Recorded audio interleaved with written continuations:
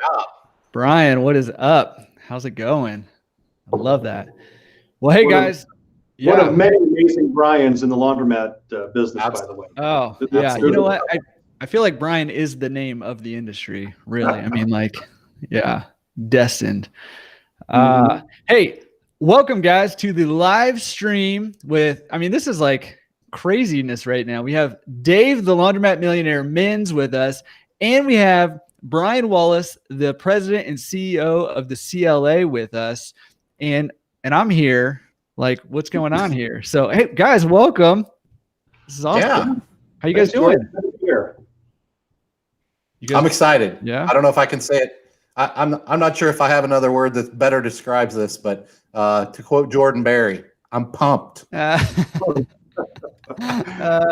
get ragged on about that all the time. Yeah. I am so pumped. Yeah, so I don't think I can type responses. I don't guess it matters, but for the comment section, I'm not sure if we're getting any more, but oh, yours came up. Guys? So that's you. Oh, that's me and you. Oh, look at that. I get to type for both of us. Oh, gotcha. So whatever you type's going to double. All right, guys, we're figuring this out just like last time. Bear with us. Bob says, sweet headphones. I'm assuming you're not talking about these. You must be talking about those pretty pink ones. What's up, Bob? How's it going? Hey, Skip. Hey, Skip. Nice to meet you. I don't know if I met Skip or not. Thank you, Aaron. I was wondering who CSW LLC was, and now we know. It's Aaron McLean. He's a client of mine up in Dayton. Or Dave, thanks, man. Detroit. That's so nice of you. Jordan is so handsome. Holy cow. Well, hey, I mean, I got a little man crush. So, Joe, what's going on? That's what happens when you give somebody access to your Facebook page. That's right, man. It's trouble. It's trouble. All kinds of trouble coming. Well, hey, I mean, I don't want to dilly-dally too much. We're going to let people come in, but I want to just take a second. Thank you guys for doing this with me and letting me be a part of it. And I am very excited about it. And I can't wait to get to this whole thing is all about helping people either improve their laundromats if they have laundromats, or helping people get into this business the correct way. I always say it, if you get into this business the right way, the sky's the limit. And if you get into it the wrong way, it can be real tough to dig your way out of it. So we're here to help you get in the right way if you're trying to get in, or if you have a business now, hey, let's work on optimizing that business. So I'm really excited about that. And man, I'm like pumped, man. I'm just so pumped that we have Brian Wallace here with us to answer questions. So Brian, I mean, can we just take a few minutes here and learn a little bit about you and about what you do with the CLA? Sure. Well, first of all, Jordan and Dave, I really appreciate you letting me into the clubhouse here. I know we're going to have some fun talking shop here over the next little while, and just really happy to be here. I'm accustomed to talking shop, and so I'll do that. But yeah, my role is president and CEO of the Coin Laundry Association, which is the national trade group for the industry that's been around 60 or so years. I basically spend most of my time out on the road under normal circumstances, around the country, around the world, talking shop, observing best practices when it comes to the laundromat business. Do my best to kind of synthesize all that best information and share it. Share it through our webinars, our magazine, our one-on-one calls with consulting with our members, and just try to share what we've all learned. And I think that's the spirit of what you two have put together here, is how can we collectively learn more and get better. So I'm happy to play whatever role I can, helping out with questions and comments. And yeah, can't wait to get started. Yeah. Awesome. Well, I mean, I'm sure most people are familiar with the CLA, but you guys have a lot of different kind of fingers out there in this industry. Can you talk about maybe a few of the different things that you guys have going on? Yeah, I appreciate that. I'll try not to make this a commercial. We'll kind of hit on some of these things along the way as we get into the questions. But yeah, we're a nonprofit trade association. We have a full-time staff here every day that is really geared toward protecting the best interest of the industry and educating the industry to become as profitable as possible. So we do that through advocacy, which is another way to say lobbying. We lobby on a lot of issues that are important to the laundromat industry. And we'll get into some examples of that along the way. Education, we do up to 4 webinars a month. We've got Planet Laundry Magazine. We've got books and videos and all kinds of things along those lines. We also have what we call CLA Business Solutions, where we look for ways to help you run your business better. So that's property and liability insurance. We have a health insurance program. We just announced a new discount program with Paychecks for your payroll processing. We've got a partnership with Atmosphere TV for your in-store digital feed and entertainment. AMP is our digital marketing support service. So we try to think of all the things, when you run a laundromat, you're kind of a one-person band, right? You're kind of, you're wearing all the hats. And so what we try to do at the association is to have our members get engaged, sort of crowdsource these things, and be that right-hand person for you, help you wear some of those hats to be successful in the business. We also do lots of networking. We have our online forum at coinlaundry.org, which is called CLA Connect Online. Normally, we have 40, 50, sometimes as many as 60 live events a year around the country. So you're kind of doing what we're doing here today, but doing it in person, taking on a topic, having some chit chat around best practices, and just a way to kind of stitch our industry together, and knowing that, the culture of this business has always been sharing. People don't hold things close to the vest. People are very willing to share, and that's something that we try to perpetuate every day. Hey, Brian, Joe Machuro asks, how many members are in the CLA? Do you know that off the top of your head? It's approximately, I should mention that we're a vertical association, so we have people that aren't yet in the business and doing their research. We, of course, have owner-operators. We also have wholesale distributors in our network, as well as the industry manufacturers, and we always feel like we can get more done working together. So at the top of my head, I want to say 1,400 and change in terms of the total number of members. And you can imagine with the store owners, many of which having multiple locations, we usually say it's about 5,000 stores total that are in our network. And when we add on our magazine distribution and our opt-in email distribution, we're well into the 10 to 15,000 range. So we have a pretty good reach into the industry, and we're just appreciative that people come our way when they're trying to learn more about the business. Great. Awesome. Just wanted to say a quick hi to Stacy and Jason, and also Steve Andrews, who's on here. So welcome, guys. Super good to CLA members, by the way. 3 CLA members: Stacy, Jason, and Steve. Good stuff. Awesome. Yep. Yeah. Absolutely rock stars. Welcome, guys. Real quick, we're going to get into some more questions. I'm starting to write them down. So if you have questions, get them in there, into the chat, and we'll compile a list, and we'll just kind of blitz through all of them. So we'll get to as many as we possibly can.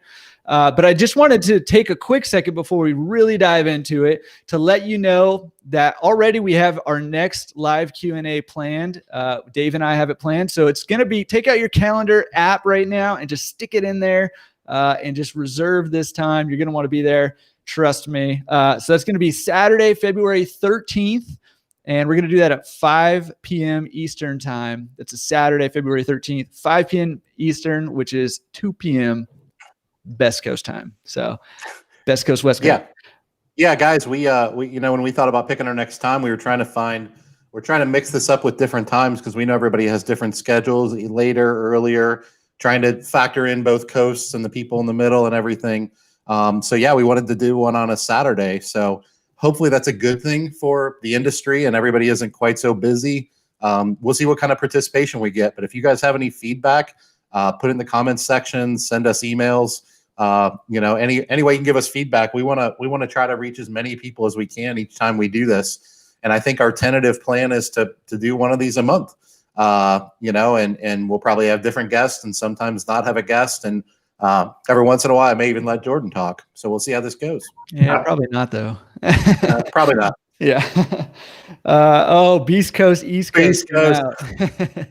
Daryl. I'm not going to admit publicly that I like that.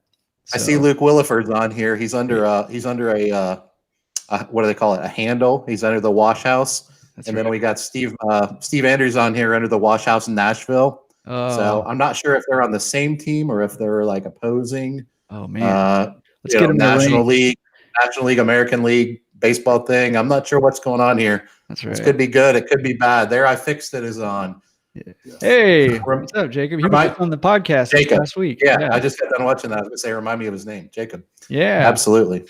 Yeah. Okay, so let's jump into some questions. You guys good with that? Anything else you need to say before we start going? Okay. Oh, one thing I did want to mention real quick. I told you had more to say. I'm not going to let you talk. Yeah. Guys, since we have 3 people on here, one of the things we talked about was if you guys want to direct your question towards a certain person, when you post it in the comments section, just post that person's name. Hey, Dave, this. Hey, Jordan, that. If you don't care who answers it, then fine, just slap it up there. But if we're not all 3 going to be able to answer all the questions, definitely. So if you're really wanting to direct it towards a certain person, have at it. It's not going to offend any of us. And, Brian won't always be on these. So if you guys want to direct more questions at him tonight, he said he's prepared to be peppered. He said he can handle it. He put on some bulletproof vest before we got started. So he said, let him have it, guys. So that was the only housekeeping I had. Jordan, back to you. I just think it's very cute that Brian Henderson over here is trying to bring Central Coast time. He said Central time, essential time. So I don't know, Brian. I don't know, man. Holy cow. Now you know why we needed 90 minutes, Brian. That's right. Okay. All right, let's do this, people. Let's do this. First question is this that popped up was, and maybe Brian, you can start tackling this one, is those businesses that pop up on Biz Buy Sell. Some of them, look like they're maybe from distributors selling them. I don't know. Do you have any input on, are those legit? Are they, should you be looking to buy those ones? Well, one of the more common questions that I get is, where do I find laundromats for sale? Okay, and I think that there's a number of different resources that you can look to. I think being well networked locally is a really good idea. So whether it's to the local distributors or other store owners, kind of have your ear to the ground to try to find out when things are coming to market. In many markets, there are either laundry equipment distributors or brokers that have an expertise in the laundromat business, and they're carrying listings. And if you're in a smaller town, obviously you may not be lucky enough to find a broker that has the specialty in the laundromat industry. So on Biz Buy Sell, just like anything else, you've got listings that some of our best broker members carry listings there, and some maybe aren't quite as fleshed out. So I think all the principles remain the same. Evaluating the opportunity. So regardless of where you get the lead, I think the homework more or less remains the same. And sometimes you're in a market where there's just a flurry of stores for sale, and sometimes you're waiting a long time. So my advice is always to be patient. Don't jump on the first deal, and treat every one of those individually and assess it on its own merits. Yeah. I think that's good advice because, Stacy even mentioned in here that she's even seen her own laundromat listed on Biz Buy Sell. And a lot of times it's a lead generation tactic for distributors or brokers or something like that. And so, so you just assess it by case. My kind of opinion on that, if you're looking to buy maybe your first laundromat, is when you see them listed, give those brokers a call and start to feel them out, the ones who are listing it, and try to get on their email list. So when they do get stuff in your area that you're looking for, you're going to get those deals first. And the other little tip I have for those Biz Buy Sell ones, or BizBin or whatever, those websites that are kind of more generic small business ones, is the laundromats that are listed by an agent or a broker who aren't necessarily laundromat agents or brokers. Those are the ones that might be really good deals, because those agents or those brokers don't have laundromat buyer lists. The laundromat brokers that list those laundromats, typically they've already sent those laundromats through their email lists, and everybody's passed on them for one reason or another. It doesn't mean they're not a good deal, but probably not the best deal out there. Otherwise somebody would have scooped them up. But a regular real estate agent or maybe a commercial agent or broker who's listing a laundromat, they may not have a laundromat specific buyers list. And so those might be some of the best deals. So something to look out for there. Right. Awesome answer. Maybe Dave, you could start tackling this one first. Bob asked a question. Hey, if you got unused space in your laundromat, what are some of the things you can do to optimize that space? Maybe make it revenue generating, or should you do something different with it? Well, I think it depends on what your thought process is. I mean, if you're thinking along the lines of vending and ATMs and internal store use, you got your vending machines and things like that. I'm not sure. I didn't totally understand his question. I'm not sure if he was asking if he had like an adjacent space in his building. That I know people that have had great success both in their laundromat and in adjacent spaces that have also put in like the cell phone stores and accessory stores, the places where they fix the screens and things like that. Those I've seen those inside of laundromats, and I've seen them adjacent to laundromats, and they do really well. So I'm not fully sure how he's asking the question, but that's something I've saw people have great success with. Yeah, the way I hear, and Bob, feel free to clarify in the comments there if you want to, but the way I'm hearing is that maybe he has like his machines are in there, but there's some space that he could do something else with. Should he put folding tables in? Should he put video games in? Should he put, benches in? Or is there some way that he can utilize that space? That's kind of what I was. Okay. Yeah, Bob, I would tell you that in my opinion, more laundromats than not across the country do not have ample folding space and ample seating. So I don't know your specific store. Bob's a client of mine. I haven't actually been to his location. But if you have unused space, and a lot of people look at seating and comfort and folding table space. They see it as a luxury. And I just don't see it that way. I focus on what I call throughput, getting people in, getting people comfortable, getting them out. But you don't ever want to see a situation where someone's folding out of a dryer or folding on top of a machine, things like that. So I don't know if you have ample folding space and seating, but those are two things that are oftentimes neglected. And so I would look at that first before I even look at anything that would generate any revenue. Because one of the mistakes people make in our industry quite often is they don't look at those things as generating revenue. And the reality is they do, whether you realize it or not. You're leaving tons of revenue on the table by not having ample folding space and ample seating. So that's something that you should take a look at. Yeah, I think that's a great answer. And, because there's one of the things that's cool about laundromats is you can, there's a ton of different revenue streams you can include in your laundromat. I mean, it's a really kind of an underappreciated perk of the laundromat business because you can generate revenue from ATM machines or snack sales or, lots of different things. But your number one revenue generator is more than likely going to be your washers and your dryers. And so you need to optimize your space to get people using those. And then if you have space left over, then you can talk about other revenue generating sources, I guess. But you want to make, like you said, Dave, you want to make sure you have enough folding, you have enough seating for people so that wash dry revenue is optimized. Guys, I would add to that, we get that question a lot. What are the common pairings, or what else can you do? And we've gone over the years through these different sort of add-ons or things that were fads. From tanning beds to cafes to this or that or the other thing. And I generally, I kind of aligned with you guys. I think focusing on the core business makes the most sense.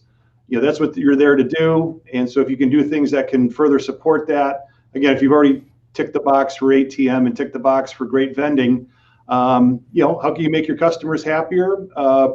Sometimes these little cutout spaces I've seen people use as ancillary counter space, like especially for wash, dry, fold, and just, kind of improve that customer experience in the store. But stick to the core business is my best advice. Do you guys have any insight on how many machines per folding table space you need? Somebody asked that question. Joe asked that question. How much folding do you need? How much is enough? The answer is the same with parking. You can never have enough. Yep. And I don't mean that to be a flippant answer, but it really has to be sized, I think, for those peak periods as best you can. Just like you want to make sure that you've got enough washers and dryers for those peak periods. Not so much Tuesday morning, but Saturday morning, you want to be ready to roll. And increasingly, I'm finding that customers, this is even pre-COVID, they want their own space in the world, right? So they kind of want their own, so whether it's, multiple smaller folding tables or having dividers or things where they can kind of feel like they've got their own space, I think goes a long way. And so when it comes to laundry carts, folding tables, and parking spaces, the real answer is as much as you can manage is going to improve the customer experience. Yeah. Okay. Well, hey, you asked for it. So Dan wants to know, you have any input on transparency and machine pricing from distributors? Specifically, Brian? Well, I don't know that there's a lack of transparency. I'm sure when it comes time to buy equipment, you either have an existing relationship with the distributor or maybe you shop it to a number of local distributors and, they shoot you a price and maybe you haggle, maybe you don't. You compare features and benefits. So, I don't know if there's a lack of transparency, meaning not knowing what the pricing is. But, I do think that one of the most important relationships that you build in the business is finding that distributor that you're aligned with, that you see the market in the same way, and that you're in a position to work together and help one another. That's just a very valuable connection once you find the right particular fit. So, would not be unusual to go out and shop, pricing on machines and deciding whether you're going to buy on price or buy on service or value, which is a combination of all those things. Yeah, I'll take that question and run with it a little bit. I know this isn't the question that Dan asked, but I'm gonna just throw my 2 cents worth out on this. My relationship with my equipment distributor, and I don't use the word relationship lightly, I could easily attribute that to 33 to 50% of my success in the industry. And there's a difference in different levels of success. And so when I network with, coach, and consult throughout the industry, I consistently see, and this myself is included in this, I consistently see that people that are operating at what I consider the top of the industry, they understand that there's a lot more to an equipment distributor relationship than getting a quote, purchasing equipment, and then installing it. There is way, way, way more to it than that. So if your only focus is price, I mean, that's certainly your choice. But the reality is, I think you're probably selling yourself short on the opportunities in the industry to just go around getting quotes from distributors and beating each other up and playing them against each other. Because not only are you not building relationships, they're not stupid. These are smart business people. And the reality is they're going to know you're doing that. They talk to each other. They communicate with each other. They're business people themselves. And you're probably saving yourself pennies and costing yourself thousands of dollars. So I know that wasn't exactly the question that's asked, but I think it's vitally important for us in the industry to understand that. I would love to play a little bit of a devil's advocate here, because I do think, in my view of this, is that it is not, especially coming new into the industry, it is not clear that prices are negotiable. It is not clear that, there's a lot of margin built in for distributors, and they have a lot of wiggle room. And also, I think, Dave, you had the benefit of, you found a really good distributor. All distributors are not equal. And I would say there are a lot of distributors out there who do not provide very much value to the owners, particularly new owners. So finding a good distributor is crucial, probably more crucial than getting a good price, but it's easier said than done for somebody who's new, because there isn't transparency in the distributorship model. There's no starting price posted online almost anywhere. And I do think that gives distributors a leg up over owners, just to be devil's advocate. Well, I don't think anyone would put a price on a product in a vacuum, right? So, are you getting 6 months of consulting and plans and pro formas and demographic analyses and that expertise, or is someone drop shipping you a piece of equipment and you're on your own? Just like, again, any value proposition, comes with, what are your needs? You can imagine I've been asked this question tens, thousands of times is, what equipment should I buy? And I think, first of all, it's the wrong question. That ought to be maybe the 37th question that you ask in your process. But certainly part of that is kind of getting, especially if you're new, kind of coming up with a list of the things that are going to be important to you going into this project. And part of it may be, getting acclimated to the business and learning the basics, and go out and interview the 2, 3, 4, 5, 7, distributors in your market, and look for the people that you align the best with and that have the items that you're looking for. Some old grizzled veterans say, I don't need any of that. I just need the iron. I'm going to do it myself. I'm going to do the installation and all the rest. That's a lot different than a first timer that needs to learn the business from the ground up. And I imagine that when you look at pricing, just like anything else in life, it's going to reflect, the level of service and the value that's being provided in that analysis. Yeah, I mean, I totally agree with that. However, there's not very many industries left anymore where you just don't know the price going into it until you start building a relationship. It's an old model, and not even used car salesmen do that, right? And so I think that's the problem that people have with it. I'm not saying right, wrong, whatever, but I do think that that's the problem that people have with this model, is that it does not feel transparent and it does not feel trustworthy especially to new people, because they don't know what to ask, right? I didn't know what to ask when I got into the industry, and I talked to 3 or 4 different distributors, but I couldn't tell the difference between them. And I think that's the problem, right? So, well, awesome answers. Let's move on, because there are a lot of questions rolling in and we're getting behind. Okay. Steve wanted to know, for Brian specifically, do you guys have does the CLA have any say or opinion on moving laundromat workers up in the COVID vaccine line? Since we've been essential workers, essentially our employees and attendants have been essential workers. Has there been any work with that? Yeah, absolutely. I've been working on that over the last couple of months. I think when I gave my intro, I talked about advocacy being one of the kind of 4 pillars of what we do here at the association. So long story short, yes, I have been engaged in that, particularly with this advisory committee that was helping the CDC with recommendations on, who ought to get prioritized when. So because of the work we did last year to have us formally designated as an essential business through the CISA guidance, which was not an inexpensive or an easy process, by the way. But they're carrying over those same definitions to this phase 1B of vaccination, which includes essential workers. Now, of course, essential workers, that's tens of millions of workers across the country. And so we've created, in fact, if you're on the Planet Laundry weekly email tomorrow morning, you're going to see an update on that, including a downloadable press release that you can use locally to make the case, as well as a letter template. And the reason that we decided to do that is that the decision making within that pretty broad group of next people up to be vaccinated, those decisions are being made at the local level, whether the state level, but more likely a local public health department.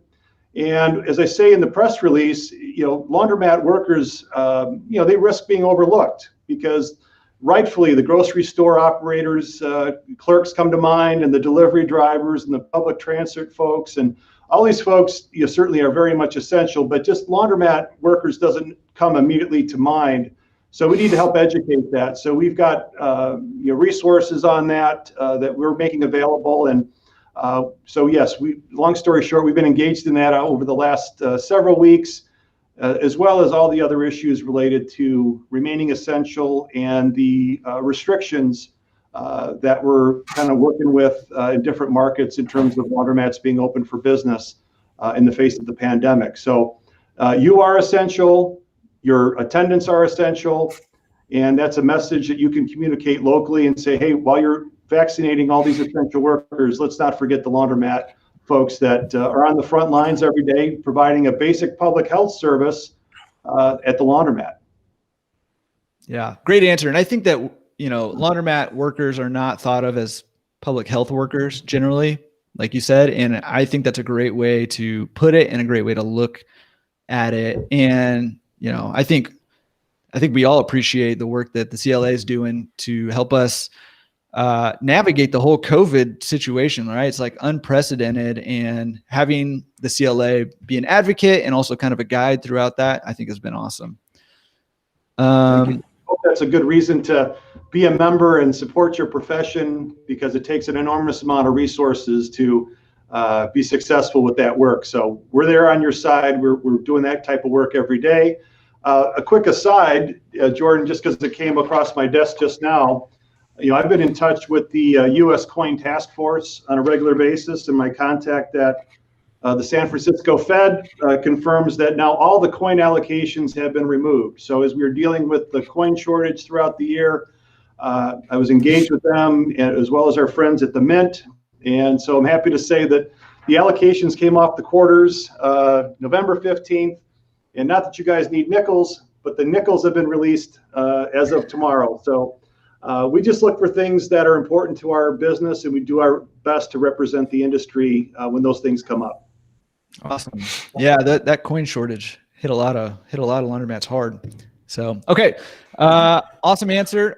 Jimmy, I'm gonna kind of assume, Jimmy, this is what you were asking, but he kind of wants to know pros and cons of the coin and card systems, and maybe if you have a preference to one or the other, you can share that. And if not, what are the pros and cons? Anybody want to take that? Dave, you want to start with that? Yeah, absolutely. All right. I think there's I have some pretty strong feelings about that, actually. One, I think I'm not in a position, and I never will try to tell you what your business should be or shouldn't be.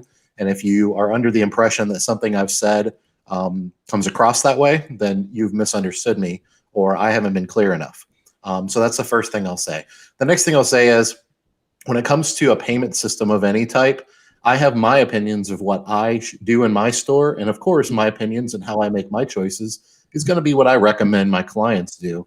And we could talk about this for a half an hour because it's a pretty big issue.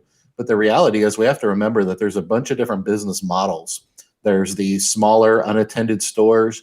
There are the higher volume unattended stores. There's partially attended stores, fully attended stores, and I can go on and on forever. But the reality is what payment best fits you is a lot of times predicated on your management style, the organization that you've built or not built, intentionally or unintentionally. And I think it has more to do with that and your volume, because I believe volume is a big part of it.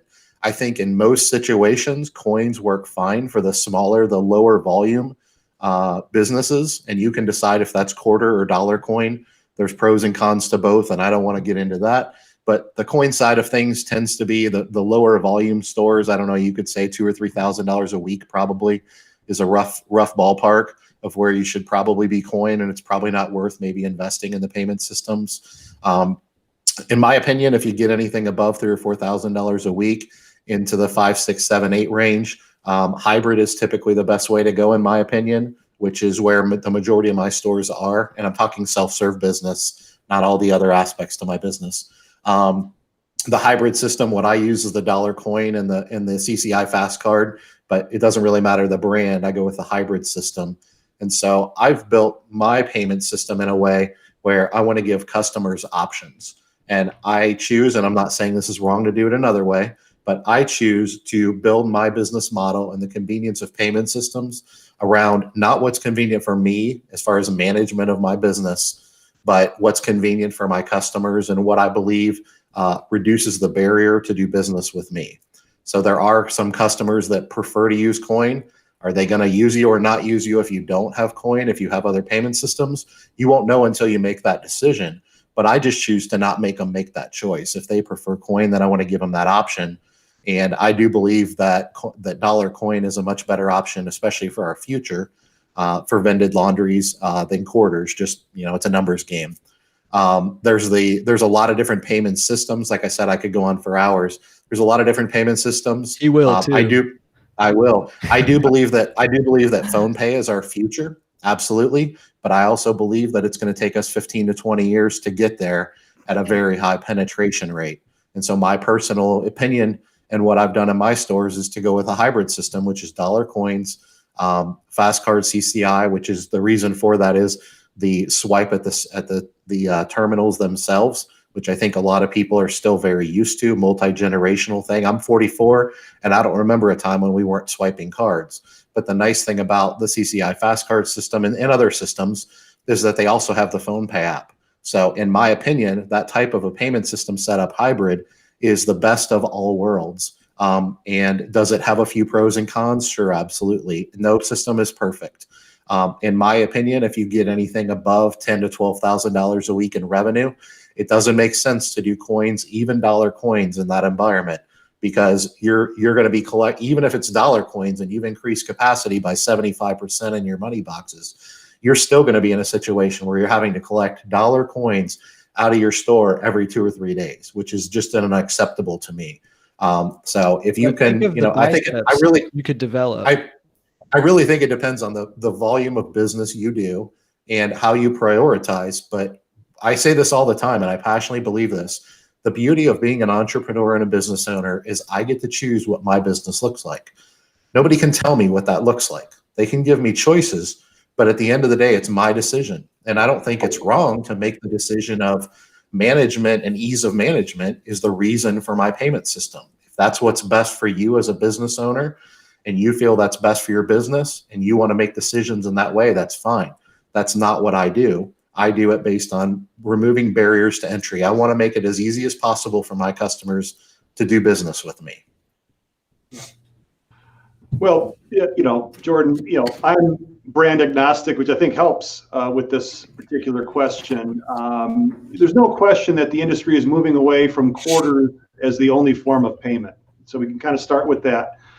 And I think whether it be the in-store card, credit card, debit card, in some cases EBT, mobile pay, phone pay of other varieties, I think there's a couple of drivers that we ought to identify. On the one hand, there's some benefits, to the owner operator that they're going to think about. Are they working in the store every day and maybe they don't need a lot of additional convenience or internal controls? Or that type of additional eyes on, or maybe they're got a store out of state, or they got a multiple store operation. So from a tracking standpoint, that could be a mover.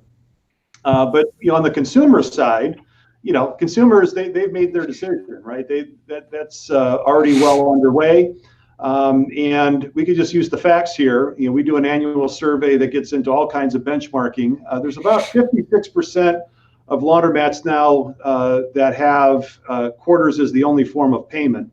And you can imagine that's the lowest that number has been. There's another tranche that are using some form of hybrid, one or the other, multiple forms of payment, that gets you up to about the 85 to 90% mark. And then the balance are strictly card only, meaning no quarters or coins, I should say, whatsoever. So, I think one of the other drivers that's really important is vend price, particularly as the equipment mixes have been moving to the much larger equipment. I think this is a practical matter, and Dave sounds like he addresses this with dollar coin in part. But when $3 or $4 used to be a very high vend price back when I got in the business in '92, now having $7, $8, $10, $12 vends certainly happen all the time. And so, there's some practical considerations to that. But I think most people are looking at some option. And when we did a survey, Jordan, about the coin shortage, 40% of our respondents said the coin shortage had them looking for additional payment methods in their stores. Yeah. I think it drove a lot of people to I think it was kind of a wake up call for everybody who was coin only. Luke said he did the wife test basically, and Luke Williford, and he said, let's talk to her about how she liked being married to a coin store guy versus a card store guy. And I thought that was pretty funny. Okay, we got a lot of questions here. Steve wants to know, Dave, you and I, what are the benefits of marketing and social media marketing, and should you put in a lot of stock into that, or is it not that important? Oh my goodness. I think it's probably one of the most underutilized marketing in general, but especially digital marketing is probably the most underutilized resource in our industry that we have available to us. And I think, unfortunately, I think a lot of people don't realize it. There's a certain, how do I say it? There's a certain comfort that our industry has taken in knowing that our customers talk to each other. Our customers tend to live in apartment complexes and trailer parks, and not so much single family homes. And I'm talking self-serve business, and so they tend to live a little tighter to each other, and they communicate and talk more. And that's still true. That's not going away. But the reality is, I think there's a lot of situations where people are leaving thousands and thousands of dollars a week on the table by not taking marketing seriously. You may be happy with your business at $3,000, $4,000, $5,000 a week, but if you invested consistently over a few years, a small percentage of your income, I think you'd be shocked to find the return. And I can speak for me personally that the first 5 or 6 years I was in the industry, I was doing what I call old school marketing: postcards, flyers, every door, direct mail, whatever it's called. Those types of things. And the fact of the matter is they didn't work very well, and they certainly weren't efficient. And when you look at whether it's, SEO organically, or you look at pay-per-click marketing on Google AdWords, or I think they changed the name now, whatever it's Google Ads or whatever it's called. When you start to invest in those things consistently, the return on investment is through the roof. And then the other thing I'll say to that is there's a monstrous difference in DIY, do it yourself, digital marketing, than there is hiring a professional organization, especially one that is niche to our industry and understands how to digitally market a laundromat. And so obviously, if you don't have a quality product, then your marketing doesn't really matter a whole lot. But I think we're all assuming that there's a high quality product here. And the reality is, in my opinion, this is one of the most underutilized resources in our industry. And it's part of the reason that I do things like this, is to get the word out. Because there are a few companies that specialize in niche in our industry that are digital marketing rock stars. They understand how to do this. Is there an investment? Yes, there absolutely is. But the difference in an expense and an investment is an investment pays for itself. An expense doesn't. So I don't even know if I said that correctly, but if you're not doing digital marketing, or you're doing it yourself, unless you're a professional digital marketing person or agency, you need to look into making that investment. And I think your ROI will be astronomical. Yeah. I think that's great. And I think you made a really great point that, first and foremost, I would say before you get into investing, it'll end up being an expense if you don't have a good product to market, right? If your laundromat is not if you're not running it well, if you're not keeping it clean, if your employees aren't trained well, it's going to be money thrown away, because people might come to your laundromat one time, but if they don't have a great experience, that'll be it, right? So get your house in order. And then I think Absolutely. Everything you just said was wonderful. Dave, you use Spinner Marketing, right? And you've had a great experience with those guys. You'd highly recommend them? Absolutely. Yeah. So absolutely. I've used them for a few different businesses, my consulting business, and I'm using them for my stores now. And I've been absolutely blown away. And obviously, Jordan does digital marketing through his company, Laundromat Resource. I don't use him personally, but the only reason I don't is because I already had Spinner. And when you find something that works, you just get out of people's way and let them go. But I have no doubt that Jordan doesn't do anything halfway. So, I would recommend looking at them both. And I suspect that they both serve our industry very well. And there may be other companies out there, and if there are that I'm just not aware of, I apologize. At the end of the day, I'll speak up for CLA. Go ahead. Shout out to Spinner and Dennis, longtime friends of the association, member company. So they do an awesome job. We launched last year a partnership with a company called AMP.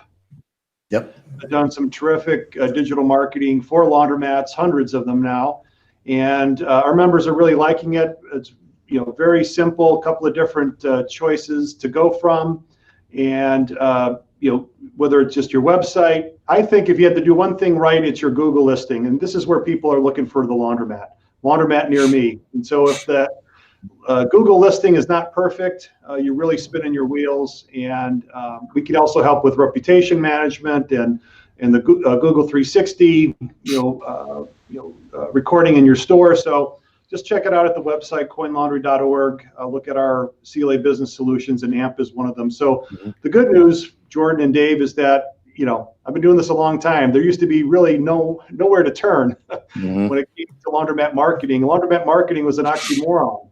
So now there's just a whole lot of resources available, and the most successful laundromat owners I know advertise the heck out of their businesses. Absolutely. So Brian, what do you think about, because this is something I'm actually more passionate about than the question, what do you think about people utilizing DIY marketing and DIY websites and things like that, and seeing it as a cost savings versus hiring pros to do it?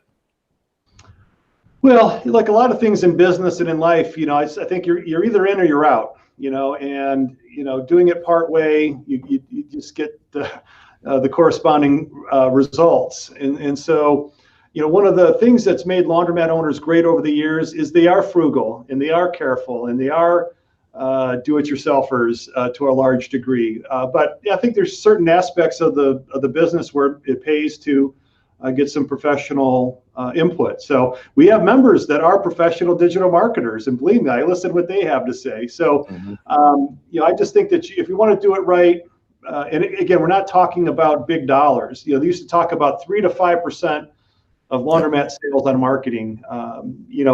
With the tools that are available today, and at the prices at which they're available, you can make a lot of noise at that level. And what I try to tell our members is at least make sure that people are looking for you, can find you, right?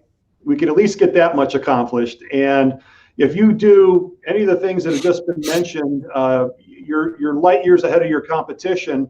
And there's a window. I don't know when that window is going to close, but right now, chances are your competitors are doing little to no marketing. And so if you're looking for competitive advantage, that's one that's really easy to take advantage of. Yeah, absolutely. Yeah. The last thing I'm going to say real quick is that there's a difference in advertising and marketing. Jordan, have any thoughts on that? Well, I mean, yeah. So, well, first of all, real quick, I just wanted to say before I forget, because I know I'm going to forget because I'm getting old. I think Brian hit it right on the head, is that your Google listing is, absolutely, you're going to show up on Google Maps and Apple Maps first and foremost, probably 80% of the time at least. And so, with our marketing company, the very first thing that we do is we make sure you have a Google My Business, you've claimed it, and it is updated, and it's got recent photos in. And, if you can start getting some positive reviews on those, all the better. So, nailed that. So your question was difference between advertising and marketing. Yeah. So I don't mean to put you on the spot, but I did. You did, man. Well, at least you're letting me talk a little bit. Yeah. So, with marketing, essentially what you're trying to do is you are trying to let people know, who you are, and you're trying to build a relationship with them, right? When you're advertising, this is the way I think about it, at least when you're advertising, you're letting them know, what you have to offer for them. And when you're marketing, you're building a relationship with somebody. And, but both I think are very important, and both can be done in organic ways and in paid ways. But I think there's huge opportunities in both for laundromat owners right now, because I think we're a little bit behind. Generally speaking, we're a little bit behind the times in terms of marketing and in advertising. So I think that's why both of you guys are saying this is a big opportunity. If you're not doing this right now, it's a huge opportunity. And it's a very, both marketing and advertising, I mean, they're complex things now, right? And so, pay for the sophistication. Somebody else spent their time and their resources to learn and figure out, and you're going to get a much better product and a better return on your money, even if you do it yourself for cheaper, in my view. So. Absolutely. I agree completely.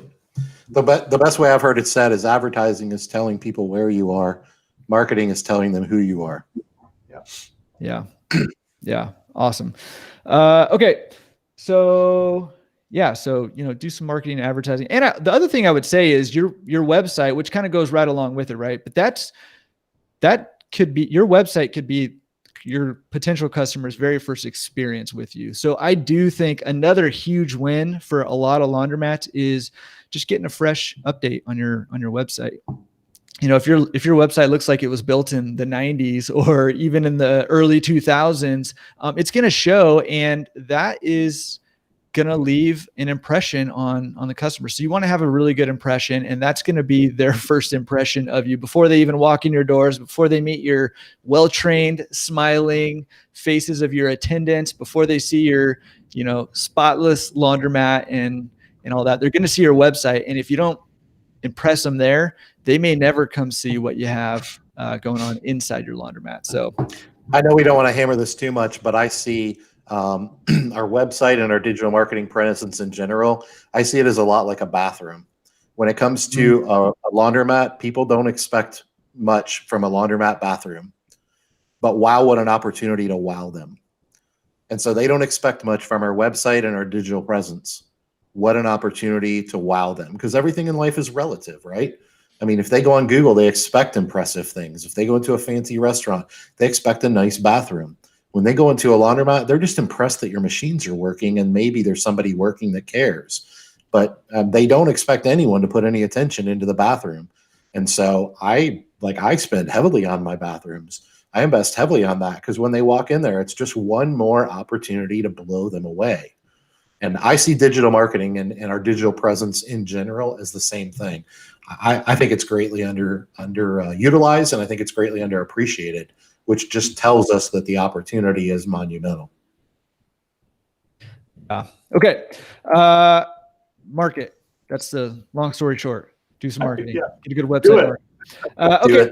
How about this? This is a question for both of you guys that came in from Daryl. He wants to know, what do you guys see? Where do you see this industry going? What's the future trajectory? Is there more pickup and delivery, wash, dry, fold? Is there something different?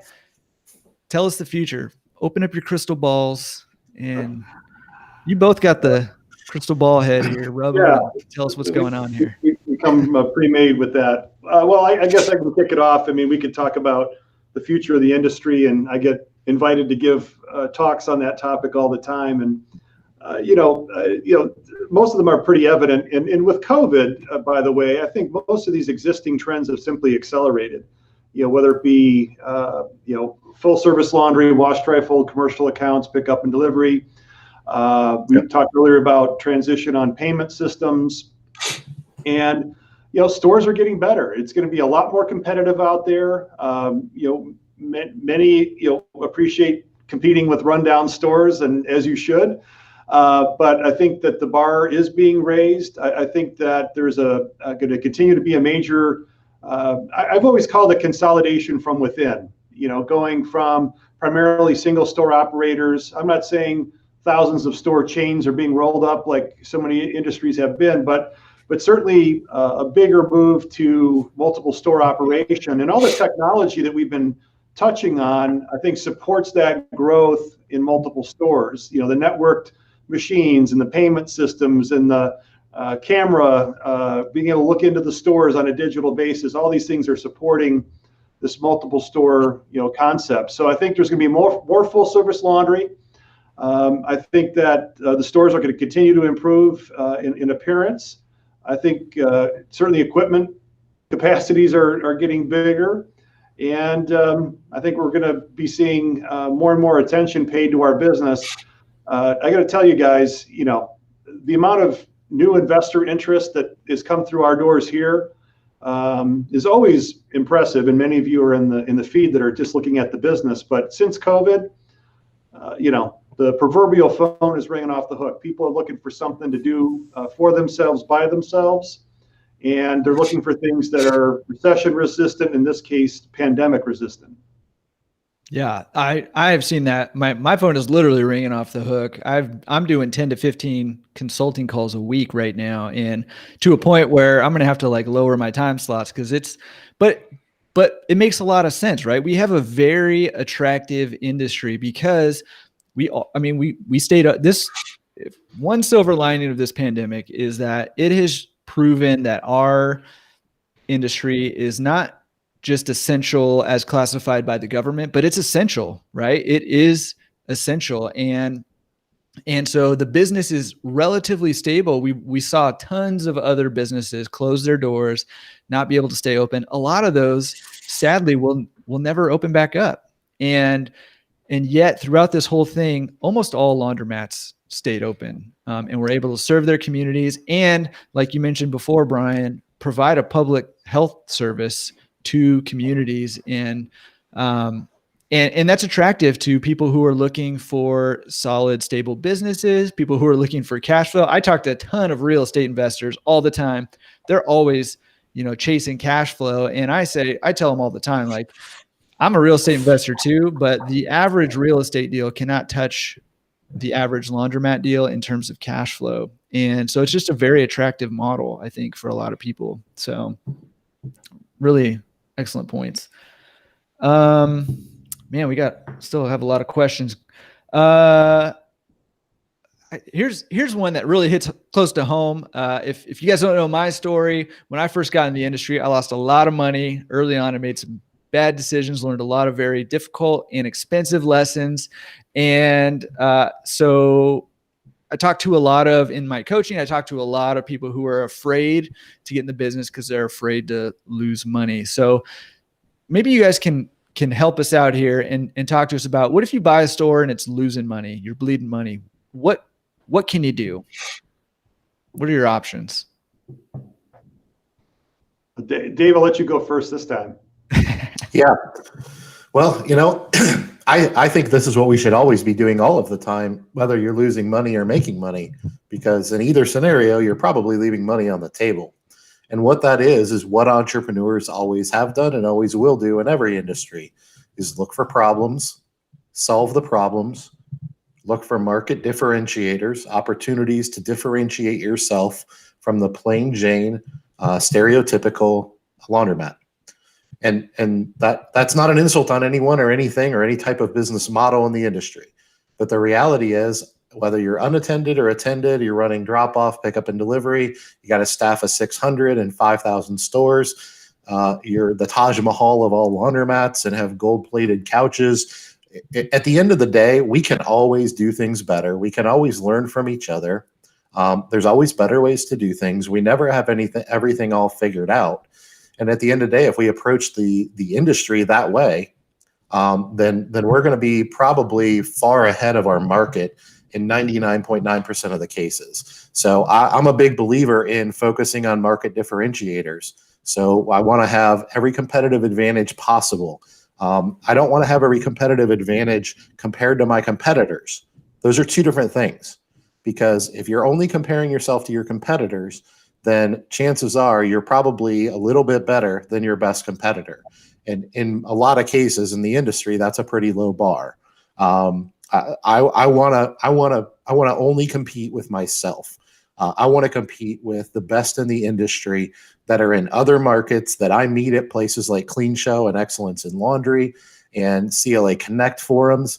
And I want to hear what they do and how well they do it. And if they were my competitor, what would they do to kick my butt? Because I want to do that whether I have them as a competitor or not. So I've become pretty passionate in the last couple of years of building my stores into what I call uncompetable laundromats. And some people take that as incredibly arrogant. But what I'm really trying to do is I'm trying to build my business model, and I'm going to trying to see what my ceiling is, and I want to learn from the best in the industry. And I want to build my store in a way, and this is just a theoretical. That's why I said people take it as arrogant. But the reality is I want to build my businesses operationally and facilities wise to a level that the only thing someone could do to compete with me would be to equal me. They cannot exceed the value proposition that I bring to my market. And whether they ever actually get 50% of me or 20% of me, I don't care, because they're not the barometer. The barometer, and I see this in my own personal success in life, my barometer is my potential. And one thing I've learned at 44 years old is the more I accomplish, the more I didn't realize how much potential I have. And I just see, personally I'm referencing, but I see that in my businesses too. The better I make my businesses and I think they're good, the reality is there's a bunch of stuff I'm missing. There's a bunch of things I can do better. And it just comes down to being passionate about the industry, wanting to learn from everyone else. And, you know, they say whether you're a mixed martial artist or you're a power lifter or whatever, there's always somebody bigger and badder than you. You never are the biggest and the baddest. There's always at least one that's bigger and badder than you. And I look at business that way. And it's what drives me. It's not my competitors. It's the idea that I make up in my mind of what a competitor could be. So I don't know if that makes any sense, but I think it makes a ton of sense. Yeah. Brian, do you want to add anything to that, or? No, that's pretty solid. You can imagine, all the calls I've taken over the years, kind of go through a diagnostic conversation, which you guys probably do with your clients to try to kind of figure out what's wrong. But, it's a simple business, but it's not easy, right? Those are two very different things. It's very evident what makes a store successful. And like any diagnostic, if you're short net, you either got to reduce expenses or increase revenue, hopefully both. And those things are pretty apparent, in the typical laundromat. So you got to give people a better place to do the wash. Yeah. All right. Here's an interesting question. Stacy asked about all these franchises that are starting to pop up here. Wave Max, you mentioned Tide, maybe jumping in with laundromats too. Do you guys see that as a trend going forward? Do you see that as a good thing for the industry, a bad thing for the industry? Are you totally agnostic about it, Brian? What do you guys think about these franchises? Yeah, I mean, in my 28 years or so, I mean, it's sort of a cyclical interest. We've had different, whether it be national chains or franchises, come through here and again. So none of those really took hold over the years. That doesn't mean that this next round won't. Again, I think a lot of that is driven by this interest that we're seeing from new investors and people maybe looking for, maybe a simpler path toward, laundromat ownership. So I think it's going to be very fascinating to watch. And today's investor may have different things that they're looking for, out of the business. There's hands-on owner operators that are folks that are serial entrepreneurs. They got a lot of other different things going on. The conventional wisdom, which I'm not saying is right, the conventional wisdom is that, the laundromat business, can't afford, additional layers of management or can't afford, additional things chewing into the, into the revenues, when it comes to those things, because the lack of, what I guess you would call elasticity of pricing. Now maybe a store that's tremendous maybe does yield, 2 quarters, 3 quarters, 4 quarters more, but it's not dollars more typically. But what I do like about it is it continues to raise the bar, because at least what I've seen from franchises over the years is the traditional weak spot for the laundromat industry, which is the marketing and branding and advertising, are often the strengths of franchisors.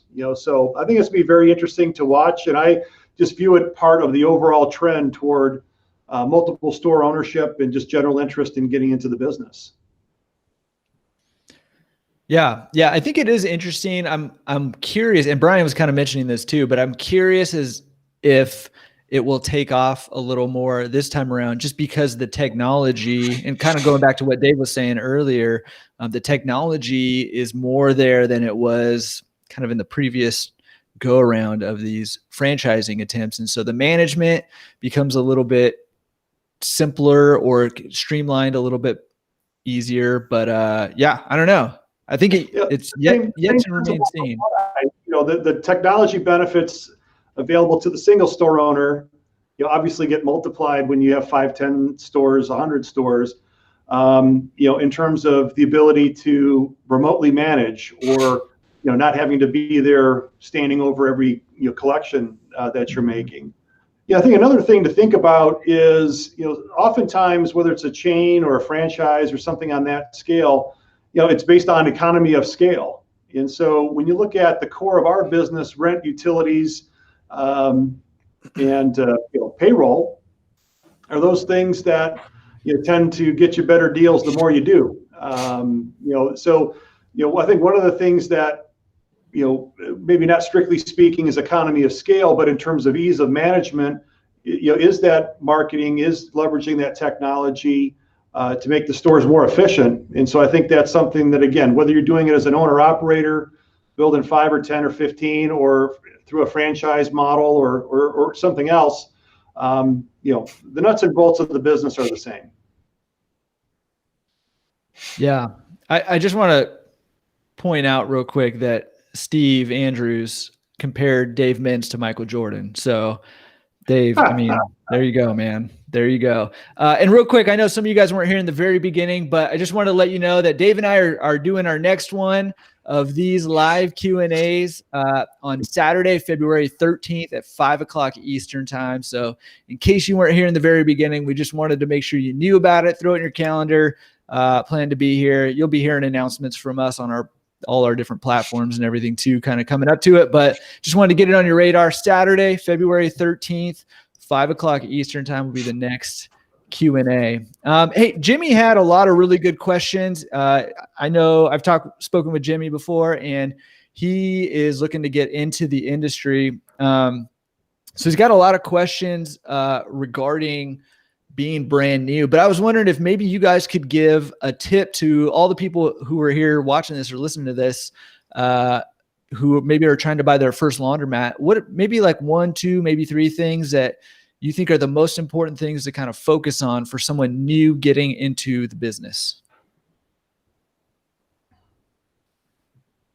Well, you want to tackle it, Brian? Yeah, sure. I'll go first. And obviously there's a big difference in the set of advice between building a new store and buying a new store as your first time into the industry. But it's going to sound trite, but you got to do your homework. So often I see people that just don't take advantage of the information that's available to get this job done. So please take your time. Please do the homework. As I like to say, certainly when it comes to like membership in CLA and some of the things in our store, spend a few $100s before you spend a few $100,000. There are no shortcuts. Most common mistakes, undercapitalization, overpaying for an existing store, especially when that store needs to be retooled. And certainly, we talked about this a bit in our side conversation yesterday.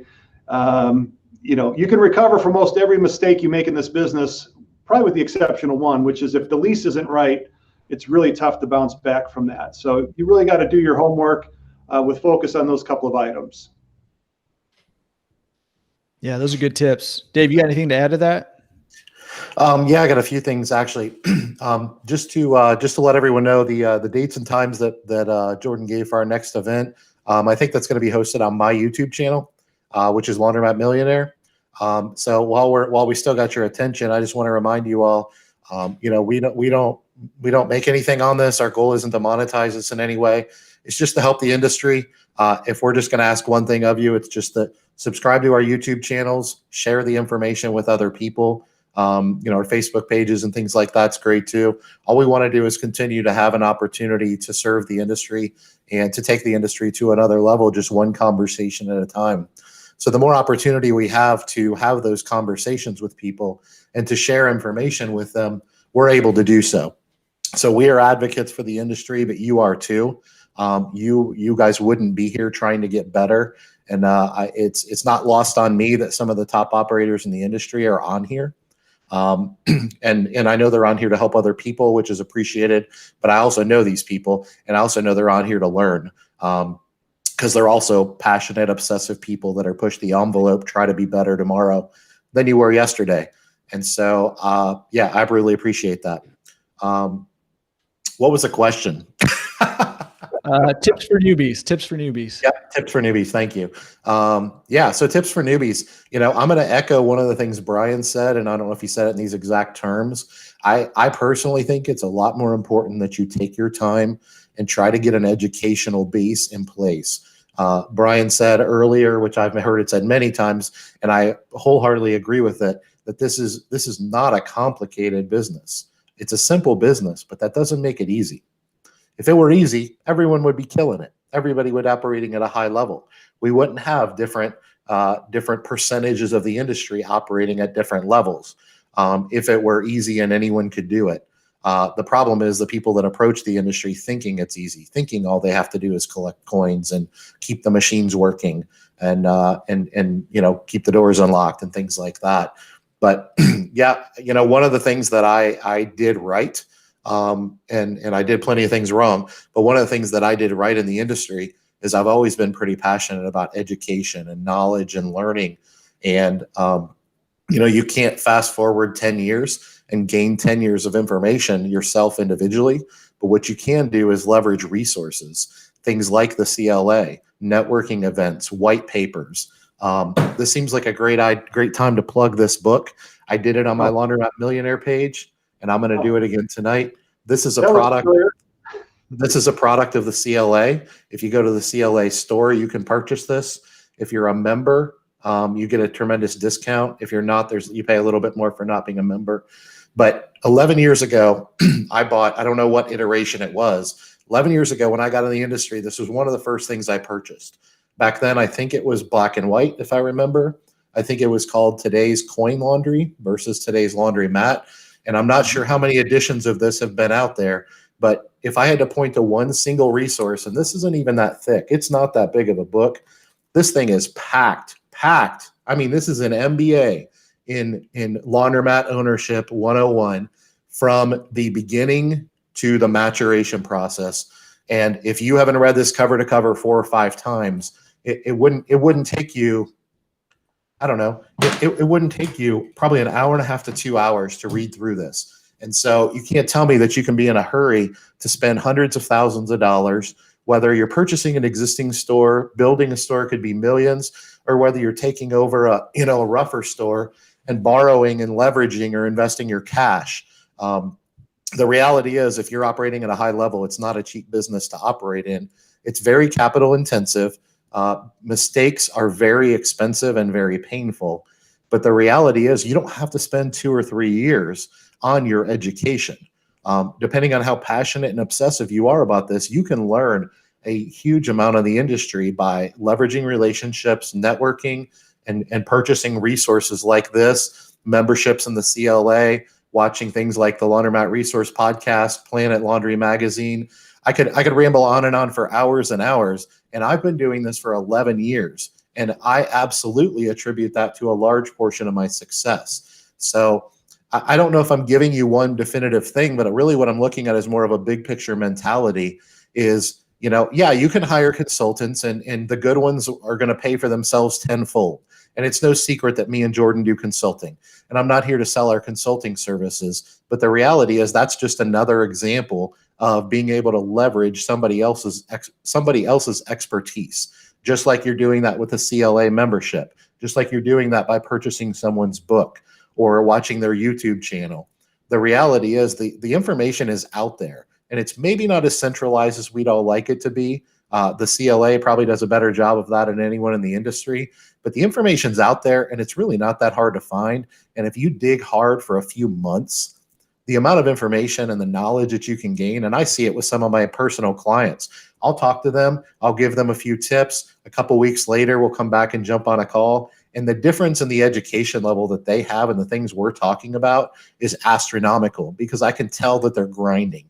I can tell the homework that I gave them, they've done 2 or 3 times. So I think those things are more important than getting caught up in equipment pricing and some of the other things that are just not the focus, or shouldn't be the focus, in my opinion. I can overpay by 10 or 15% on equipment and it still operate at the top of the industry very easily. Because, a perfect example is people talk about there being limits to pricing and things like that. The limits to pricing, I charge literally 4 times the price of some of my competitors, 400 times higher pricing. But why do people pay that? They know the other guy's there. It's because I offer a higher value proposition. And that value proposition is a lot of times based on your education. So I don't know if that makes sense to everybody else, but it's how my brain works. It's how I've obsessively and passionately tried to learn this industry over the last 11 years. And I think you'd be shocked that if you have that mentality, I think you'd be surprised what you can learn in 2 or 3 months that would set you up for success, and probably, if not eliminate, probably greatly minimize the lion's share of mistakes that you would make, and especially the magnitude of those mistakes. Yeah, good plug. I mean, you already sold at least 1 book. Jason said he's buying one. So there's some free stuff out there too, guys. Planet Laundry Magazine, Yep. The gold standard in the industry. planetlaundry.com/subscribe. It's free. We have a digital edition. There's an app with all the archives. So there's an encyclopedia out there for the business. So you have no excuse. It's out there for you. Yeah, there's a ton Awesome. of free resources. Go ahead. Sorry. Yeah, sorry, I didn't mean to interrupt you. No, I was just going to say the same thing again. Ignore me. no, it's all good. I mean, hey, listen, I'm doing Laundromat resource. So if we're talking resources, we could just talk resources. I'm all about it. Absolutely.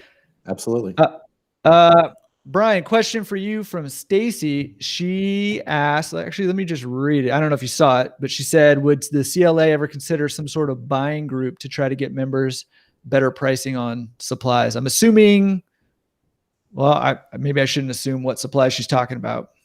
Yeah. I don't know. Thoughts on that? We tend to focus our attention on kind of the non-endemic items, like I said, the insurance, the human resources, the marketing, those types of things. When it comes to supplies and equipment, we do have some restraints as being a nonprofit, tax-exempt organization, particularly one that's vertical and includes a lot of the suppliers as member companies. So that's not something that we've done or are likely to do in the future. So we try to look for other things that are sort of outside of the endemic products in the industry and look for other ways to bring savings to our members. I was just chatting with a member today who got a quote with our health insurance program that just launched, ahead of the open enrollment back in October, and saving $500 or $600 a month on their health insurance, even with adding dental and vision. So, there's a lot of ways to get savings, and we're just doing whatever we can to help that along. Yeah. Awesome. I'm just going to run through, there's a couple of just questions for some new people. I was just going to run through them. If you guys have something to say about these, stop me and we can chat a little bit more. But some of these are just pretty basic questions that I just wanted to get answered real quick while we're on here. Collecting cash and being safe, doing it in a safe way. I think generally it's advised that you collect kind of at some various different times, maybe not necessarily a set schedule. Maybe counterintuitively to collect when people are actually there. It tends to be a little safer to collect when they're there as opposed to when there's not anybody there, because there's just safety in numbers. And I would say, definitely, be cautious, be aware of your surroundings when you're collecting money, and if possible, have an attendant there just kind of out and about while you're collecting and just kind of watching your back, basically. I don't know if there's any other tips you guys want to add, but just wanted to get that in there. Solid. Good advice. Yeah, absolutely. Okay. Solid. Yeah. And then The other one, I would just say, somebody asked about how do you know how many machines to put in your store. I would say, hey, talk to your distributor about that and get with them. But again, kind of going back to it, make sure you have a good distributor, somebody who's actually providing value to you and helping you really think through this and not just trying to sell you as many machines as possible, because I've seen that a lot. So make sure you're interviewing. I'm just like Brian said, make sure you're interviewing distributors, and Dave mentioned this too, and find a good one to work with. Because if you're working with the best people, this is true everywhere. If you're working with the best people, you're going to have the best chance at having the most success, right? And so find great people to work with. And whether that's up the ladder, with your distributors, with your consultants, with your brokers, all that, or whether that's quote unquote down the ladder with your attendants, with your managers, working with great people will make everything so much better, so much smoother, and so much more successful, in my view. Anything to add? I'll add something there. I think that if I said earlier that, asking what brand should be the 37th question in your process, the number of washers and dryers ought to be the 48th question that you ask. There's an interplay there between demographic analysis, which is evaluating the market and whether there's enough business there to justify your investment. It also is interplay with the competitive analysis, the other stores, both quantity and quality. The physical space, right? How much space you have available is going to have a lot to say about how many machines you have. And I've long been a proponent that we should stop talking about how many machines, and we should be talking about how many pounds a store is. It's even more important than square footage. How many pounds? In other words, take the capacity of all your washers. That's a 1,000-pound store, or that's a 2,000-pound store. When you look at the layouts of today, the much larger equipment that's favored in the mix, we have to even start talking about some of those basic metrics in a different way to reflect really what's happening in the business now. Yeah. Do you guys have any input on? Oh, go ahead. Sorry. Designing and building out a store real quickly. Designing and building out in a store and fitting it with equipment is an art. And so you should be with somebody that understands how to read demographics, like Brian mentioned. You should be with somebody, distributor, consultant, doesn't matter. You should be working with somebody. If you don't have that education and you don't have the skill set to do that, to perform that thought process yourself, the art that is equipping a store, then you should be working with people that do. You should be working with people that are only interested in you doing two things. One, serving your community to the best of your ability, and you making money. Because those two things will solve it. Those approaching it from that perspective will solve a lot of problems for you. So I don't know if that makes sense to people, but we can get hung up and caught up in all the details and reading demographics, and those things are all important. Understand it's an art and it's not something you can teach yourself. So if you're working with a distributor, if you're working with a consultant, whoever you're working with that's helping you make these decisions, it's important that what they say to you, that they can explain not just this is what you should do, but this is why you should do it. And if they aren't focusing on what I call throughput, and that's just a word I started using, so they may use a different word. If they're not focused on throughput, then they're not focused on the right thing. And so that doesn't mean you can't work with them. Maybe you need to just reevaluate and restart the conversation. You don't have to run from them. But at the end of the day, when you're outfitting a store, it's an art, and you should focus on nothing but throughput, which is a big picture. It's like saying value proposition. Like that's a big picture mentality. And every decision you make should kind of fit into that mold. Yeah, huge. That's awesome. Here's one. Do you guys have any opinion on 24-hour versus maybe set hours? I mean, my guess is it's going to depend, but you guys want to make any comment on that? I think you let the market dictate, demand, let the demand dictate. So some markets are 24-hour markets. Are the other retail businesses open 24 hours? Do you have a lot of shift workers and people at odd hours? I think 24-hour stores can be amazing. And I know a lot of great ones that are out there. It's about 10% of the overall industry right now. Sometimes bumps up to 12 or 15%. But let the market dictate that. What I find with a lot of our members over the years is it's less converting the 24 hours and more converting to simply longer hours. So those shoulders on the day, the 9 or 10 p.m. to midnight, or that 5 a.m. to 7 a.m., American households have longer days than ever before. It's complicated. People need a little bit more access. And so, sure, you can go 24 hours and that could help you a lot, but also consider lengthening your hours to accommodate more customers.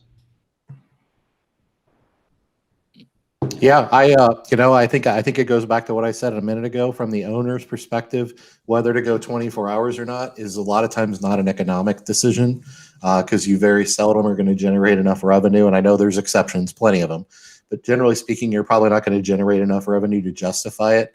And if you actually psychoanalyze the hours that you're open and the revenue you drive in that. But one of my things my mentors told me early on, because I used to have all 24-hour stores, and now I just have one. One of the things he told me is one of the biggest benefits is really hard to quantify of a 24-hour store. And he's a big proponent of them. And his point was preparing for the task that is doing laundry at a laundromat is a job in and of itself, meaning sorting the laundry, packaging it up, putting it in your car, loading up the kids, making sure you have money or change or credit card or whatever, driving to the store, choosing the location, and you haven't even started the task. And you're a lot of times an hour or two in, sometimes longer than that, as far as a time investment from a customer perspective. And so his proponency, if that's even a word, the point of his advice to me that I think was solid and still applies today was the last thing you ever want a customer to do is go through that entire process, get to your store, and find out last load was 5 minutes ago, because that's pretty disheartening. Now, the flip side of that is the beauty of this business, and any business, is we get to choose what our business looks like. And I also passionately believe that one of the worst things we can do in any business is try to be all things to all people. So when you try to be all things to all people, you end up being nothing to no one. So decide what your business model is, be good at it, be the best at it, be top of the industry. And whether you're 24 hours or not, it's what's best for you, what's best for your community. Brian talked about shift workers and things like that. Of course, all those things should be taken into account. The hassle factor, maybe you're a night owl, you stay up till 2 a.m. So if you get a call at 1 a.m. that somebody lost 50 cents, so you don't care, you're up. But if you go to bed at 8 p.m. and you get up at 4 a.m., then maybe that matters to you. And you do have to, I don't make decisions this way, but a lot of people do make decisions in effect of their lifestyle. And how does that business model affect their lifestyle? And I'm not here to tell you that's right, wrong, or indifferent, because I don't own your business and I don't run your business. But those are some of the factors that should be involved in those things. I ultimately chose to close my 24-hour stores other than one of them. And the reason that I did is, as I see, unfortunately, society deteriorating in a lot of parts of the country, I found that there were certain situations that were happening in my laundromat that were, no matter how obsessively I attacked them from a problem-solving perspective, I couldn't fix them. And at the end of the day, a customer coming into my store and me telling myself that they had the convenience of coming in at 2 a.m., but then they left at 2:10 because they felt unsafe, that's unacceptable to me. That was the straw that broke the camel's back, was the fact that I couldn't control that. And trust me, I did it for 7 or 8 years. So it's not like I didn't try everything under the sun. There's certain things that you have to accept. And if those things are acceptable to you, then that's part of your business model. That's okay. If those things are unacceptable to you, then you may have to make a decision to close. Awesome input. Well, hey, let me just remind you one more time, Saturday, February 13th at 5:00 Eastern time on the Laundromat Millionaire YouTube channel is our next live Q&A. So get that on your calendar. If you haven't yet, go subscribe to Dave Laundromat Millionaire's YouTube channel. And a huge thank you to Brian. Thank you for coming on, sharing your wisdom, and just being available to laundromat owners to help us succeed. Like, you want us, it comes through. You want us to do well in this business, and you realize that if we're all doing well, we're all going to be doing even better, together. So really appreciate you coming on. Well, it's been a lot of fun, guys. Yeah, having me and seeing a lot of my friends here in the feed. It's been a lot of fun to be with you. Yeah, Brian, I'll echo what Jordan said. You know, when I reached out to you to see if you would do it, I would have completely understood if you had passed, but I knew before I talked to you that you would want to do it. But I wasn't sure if there would be conflicts and other things because you have so many different responsibilities. And I appreciate you being open-minded and even considering it. And I appreciate you trying to find a way to say yes when you could have quickly said no. And I appreciate you seeing that me and Jordan have a certain heart. We're just trying to bring people together, collaborate, elevate the industry, all of us together. And I appreciate you being a part of that today. And I'm going to say this too, that there's not an organization out there that has impacted my journey in the laundromat business more than the CLA. So if you're not a member of the CLA, I'm not here to sell anything. I passionately believe this. The reality is the membership fee that I have paid every year of the 11 years I've been in the industry, the fees that I've paid for videos I've purchased, the book that I have, my ROI on everything that I've ever paid to the CLA is astronomical. And don't forget that it's a nonprofit organization and they have paid staff, obviously, but a large portion of the servants that are serving our industry are volunteers. So don't fall for this facade that they're just trying to get your money and they're trying to make money. Nobody's making any money. They can't. They're a nonprofit. They're just trying to serve the industry. I know these people. I consider them my friends. And if you're not tapping into this resource, you're the one missing out, not the CLA. Thank you. Appreciate it.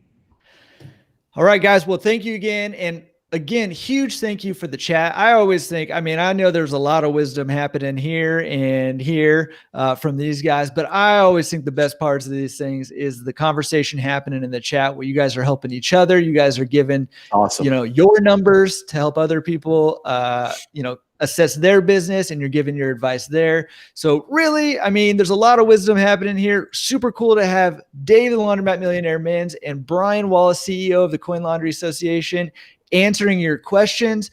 But the real gold is seeing the community that's being built, seeing the relationships happen, and seeing you guys help each other do better in this business. Because I really, honestly, I say this a lot, but I think that when we do that, we all end up in a better place together. So thank you guys for being a part of this. Thank you too, Dave and Brian, for being a part of this. We've got to do this again sometime. It was a lot of fun and a lot of really, really solid stuff. Absolutely. I'm going to call it right now. I'm going to put Brian on the spot. This won't be the last time you do this with us. Okay. Sounds good. Always a bit to talk shop, guys. Thanks again for having me. Appreciate it. You got it. All right. Guys. We'll see. Let's keep driving the industry to a different level. Okay. That's right. We'll see you guys February 13th. Don't forget, 5 p.m. That's a Saturday on the Laundromat Millionaires YouTube channel. All right, guys. See you then. See you guys there.